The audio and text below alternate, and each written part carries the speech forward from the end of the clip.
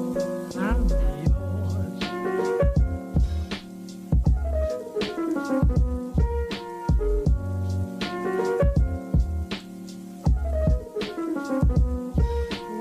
you.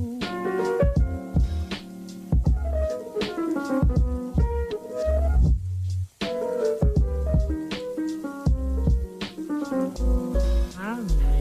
With you.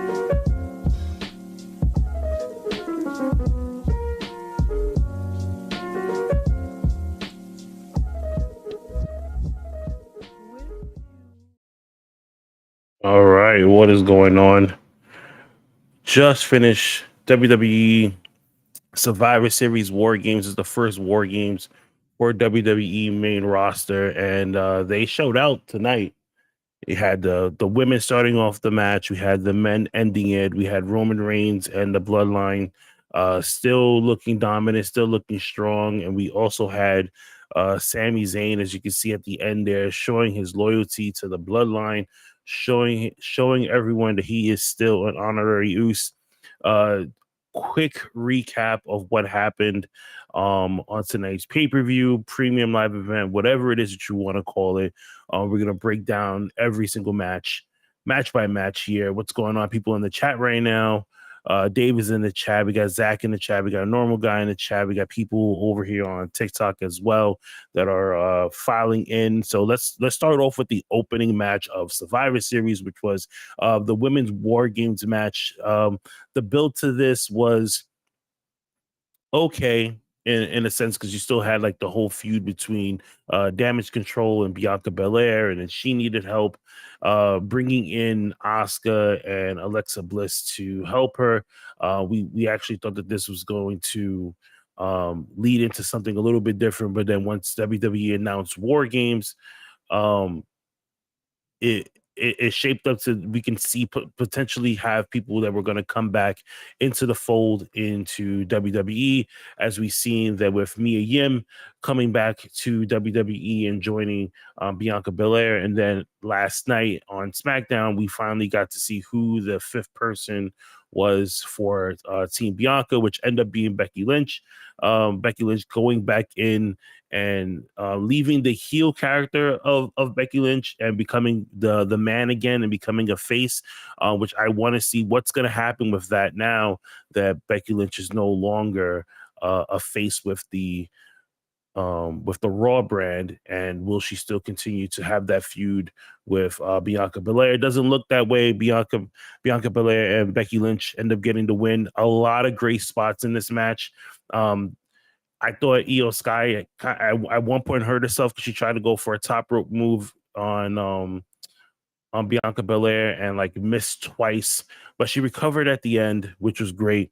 Becky Lynch with that top rope move from the top of the cage looked so beautiful. I was telling other people that I was telling somebody else that I was doing a watch along with. I said that move actually looked really good because she landed perfectly on there. A lot of great spots in this match. The women did a phenomenal job opening the match here. There wasn't too many botches in it at all. And then, like I said, Becky Lynch ended up pinning for the win for her team. I want to see what's going to happen on Monday now that Becky Lynch is back, especially that they announced her on SmackDown. So I don't think that they're going to leave her on SmackDown. If they do leave her on SmackDown, then that, for me, I feel like they need to move Charlotte Flair to Raw and let her maybe battle against Bianca Belair, maybe even help out um, Damage Control in some type of way. But that also leaves the question: is what happens to Damage Control now? What happens to Bailey? This is what her fourth time having a match with Bianca Belair and coming out a loser in a sense. And I don't really think at this point that you would give her an opportunity at a title. I know that Io Sky and Dakota Kai are the women tag team champions. So I'm kind of wondering how long is that going to be, and whether or not they're going to end up losing the titles sometime in the near future before the I'm not going to say before the end of the year because we were supposed to have day one that got pushed back. So I don't think we're gonna have another pay-per-view until the Royal Rumble. So let's just see story-wise where this leads us to. Ashley's in the building. What's going on, Ashley? She's coming in here saying, "What's going on, everybody?" Ghost is in the building. Man, Ghost, I haven't seen you in a while. That was a fantastic, great piece of storytelling. Sammy Uso staying loyal. You know what? I really love the crowd tonight at Boston, especially when they were screaming Sammy Uso. Because it just shows that Sammy is so over when it comes to playing this character in the bloodline is definitely something that you want to continue going with. And like I tell everybody, when the day comes that Sami Zayn is not going to be a part of the bloodline anymore, it's going to hurt my heart because there's so many great memories and moments with Sami Zayn and the bloodline. Moving on to match number 2, which was Finn Balor versus AJ Styles. It was a battle of the former Bullet Club members, former leaders of the Bullet Club. And I like how Michael Cole let us know a little piece of the history of the Bullet Club and what it meant to Finn Balor and AJ Styles. It looks like Judgment Day came out to new music, which is great because I was kind of wondering when they were going to change away from the whole Edge bloodline music that they had before, not bloodline music, but Judgment Day music that they had. So coming in that, he had a new mask. I would have just most likely put him with new ring gear as well, but they're gonna leave the same ring gear that they had before, which was great. This match, not for nothing, was a really good match. I know at some points it was kind of boring to the fact where you kind of like you looked into the crowd and it didn't look like a lot of the people in the crowd was really excited for this match. There were a couple of good highlights of it, especially with Dominic and Damian Priest getting involved and the OC, the Good Brothers getting involved as well. I'm kind of hoping to see, I can see that this is going to continue on, but the end game of this is having Dominic Mysterio taking on his dad, which it looks like they're going to most likely continue pushing this. We might end up getting this as, say, the Royal Rumble, where we get Dominic and Ray in the ring, trying to eliminate each other and see what happens down the line. We got people on TikTok as well. Kenny was going, "Hey, what's going on, guys?" Just gonna read some TikTok messages here really quick. Bro is waiting for a betrayal, thinking Sammy betrayed the bloodline or Owens betraying his team. I also thought that too when we'll get into that when we get into the last match, but there was a lot of things that storytelling wise in this match, if you pay really close attention to, could lead to possible things going into future storylines for the bloodline, for the Brawling Brutes, for Drew McIntyre and Kevin Owens. Good match nonetheless between Finn Balor and AJ Styles. I gotta take these headphones off. Good match between AJ Styles and Finn Balor. Finally, AJ Styles gets a win. It's been too long since AJ Styles has not gotten a win on a premium live event. The last time AJ Styles got a win was in 2019, and we're already leaving 2022. So it was about time that he at least finally got a win. 10 matches in through that whole entire time period, and he lost every single one. Lost in what's going on. Next, match number 3. The SmackDown Women's title. Ronda Rousey taking on Shotzi. Shotzi was supposed to have Raquel Gonzalez with her. Obviously, we seen last night Raquel got attacked by Ronda Rousey and Shayna Baszler, which made her ineligible to participate in tonight's pay-per-view. She wasn't medically cleared, which definitely played into the storyline, but there was too many mistakes that went on in this at all. I didn't believe Ronda Rousey is a heel. I know some people love Ronda Rousey, but for me, I just felt like she was not, it's not believable. I feel like she's still playing a character rather than just letting her go out there and being herself, being the way she was, to say like in MMA and the UFC, when she was doing her stuff in the octagon rather than trying to do something in the square circle where it just feels so off.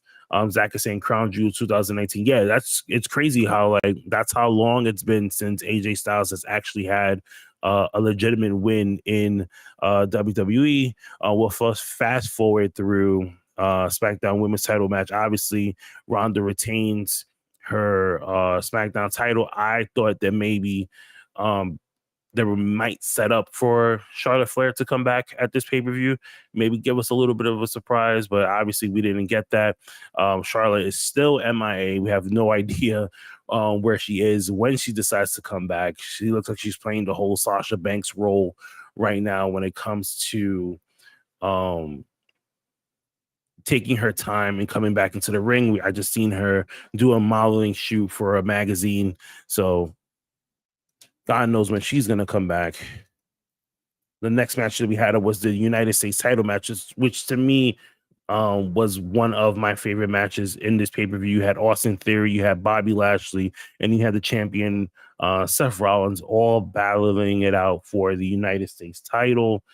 Austin Theory looked great. I don't know whose idea was it when Austin Theory came out to run an advertisement behind him that took away his whole entire Titantron video, but whoever paid for that did a phenomenal job. When it came to that, Ashley is saying, hey Kenny, do you think you're gonna do I'm not gonna read that. On the way for Theory to win. It was a genius way for Austin Theory to win. There was a lot of back and forth moments, a lot of great spots between them. Bobby Lashley can work with anyone and make them look good, and whoever works with Bobby Lashley makes them look good. There was a lot of great outside spots between Bobby Lashley that I felt that was great. Seth Rollins, time and time again, is showing why he is one of the best workers in WWE, why for me, I feel like he is the face of the company besides having Roman Reigns as your champion. When you need to have a phenomenal match on a pay-per-view or to make someone look good and push somebody to that next level in WWE performance, you call on Seth Rollins. Seth Rollins is going to take you to that limit, take you to a different level. And of course, it showed today, especially with Austin Theory. Austin Theory looked way better than he's looked in the last couple of months. We didn't see a lot of the joking around Austin Theory. We saw more of a serious Austin Theory. And then obviously at the end with the spear from Bobby Lashley to Seth Rollins, giving Austin Theory the victory. And now he is a 3-time United States champion, which is great for Austin Theory. I want to see what's going to happen next, especially what's going to happen on Monday Night Raw. I don't think that Bobby Lashley or Seth Rollins needs a rematch. So I'm kind of hoping to see who is going to take over that spot when it comes to challenging Austin Theory and letting him have a really good run with the United States title. Obviously, Austin Theory is your winner. That is the end of my notes because now we go on to the main event, which was the Bloodline versus the Brawling Brutes, Kevin Owens and Drew McIntyre. This was the men's War Games. This match lasted 38 minutes.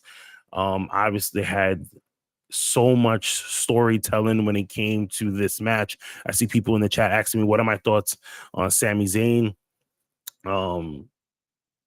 It was smart for them to have Jey Uso go in first. Obviously, him and Pete Dunne put on a really great match, but I like the way they kept going into the story as far as like seeing if Sami Zayn was going to be loyal. The Brawling Brutes had the upper hand of getting Rich Holland in there, and then they threw in Sami Zayn, which Jimmy Uso was supposed to be that guy to go in. And I thought it was smart of pulling Jay back and putting Sammy in, because now it just shows us, can these guys work together even though they really don't like each other? And just like family, there's a lot of family members that you probably don't mess with, and obviously you have to work together somehow, some way to get the job done. At one point, I really thought that maybe Roman Reigns was going to go in there and maybe leave Sequoia last, but having Roman Reigns go last was genius. So many different spots in this match between Kevin Owens and Drew McIntyre and Roman Reigns that kept painting different pictures that I want to see either Drew McIntyre once again try and go after Roman Reigns, or at least get Kevin Owens another title shot against Roman and start this feud all over again. But before before they get to that, they still have to get to the whole Sami Zayn feel. The way Roman was sitting in the cage to, yeah, exactly. Roman Reigns played a really great part because he wasn't really doing much, but every time he did something, he did a lot. You know, the turn from Sami Zayn to his friend, you can see the it painted so many different pictures. It showed, the hurt. It showed what's gonna happen next. Am I making the right decision here? Especially when he low blowed Kevin Owens, and he looked at Roman Reigns and kneeling down to Roman Reigns and asking him if he's okay, but at the same time looking at Kevin Owens. So you really didn't know who he really wanted to save at that point, which was great. And I want to see if maybe they continue this on Monday on Raw and see what happens from there. Um, the Bloodline walk away victorious. What's next for the Bloodline? No clue, because they've been going through everyone. So now it's just maybe getting this whole Sami Zayn, Kevin Owens storyline going. Like I said before, on numerous um live streams, I think that Kevin Owens and Sami Zayn are going to be those guys that's going to challenge the Usos for the tag team titles and win. This could happen at WrestleMania, because you can stretch this out. Royal Rumble is literally right around the corner. It's in January. Then we have February and March. March is WrestleMania. You can stretch this out until Mania, and hopefully this is when we start seeing the sprinkles of The Rock coming back to WWE to challenge Roman Reigns, or at least John Cena coming in to challenge whoever it is he's going to challenge at Mania. Solid show for Survivor Series. Only 5 matches. This felt more of a NXT-esque pay-per-view because they were in and out. There wasn't nothing that was dragging. Every match hit except for Ronda Rousey and Shotzi Blackheart, in my opinion. Other than that, if I have to give this pay-per-view a rating, I'm going to give it an 8 out of 10. The only reason why I gave it an 8 was because of the SmackDown Women's title match. No Bray Wyatt, no Karrion Kross, no Charlotte Flair, no Sasha Banks or Naomi. Who else was missing that have been playing a big role? No Miz, no Johnny Gargano. I guess they're going to leave all this stuff for Raw and SmackDown. But other than that, that is it. Thought Bailey may be injured or her neck. I hope not, Tyson, for the simple fact that Bailey just came back a couple of months ago. So for her to have like an injury now, especially leading into Royal Rumble just around the corner, will suck, because you don't want her to miss Rumble and you don't want her to miss WrestleMania. So you're kind of hoping that maybe that's just an oversight, or just something that maybe looked like she was injured, and really it's just something that was played to the camera. That's about it. I have nothing else to say. um if you guys want to talk more, don't forget that this Monday 7:30 we have the Raw watch along / trivia that we host every single Monday starting at 7:30 live on YouTube. This week there is no prize, but we're going to have more stuff that's going on. We have some new games that's going to be introduced in January, so hopefully you guys will tune in for that one. It's going to be more interactive with a lot more people in this, so it will give that opportunity for a lot of the people who watch the Raw watch-alongs. You guys will have that opportunity to actually come into the stream and interact with us even more than what you interact with us now. But guys, yeah, other than that, I'll see you guys on Monday, 7:30. To everyone that came into the chat right now, Tyson, Ashley, Zach, Dave, the people that's over on TikTok right now. Thank you so much, and I'll be talking to you guys.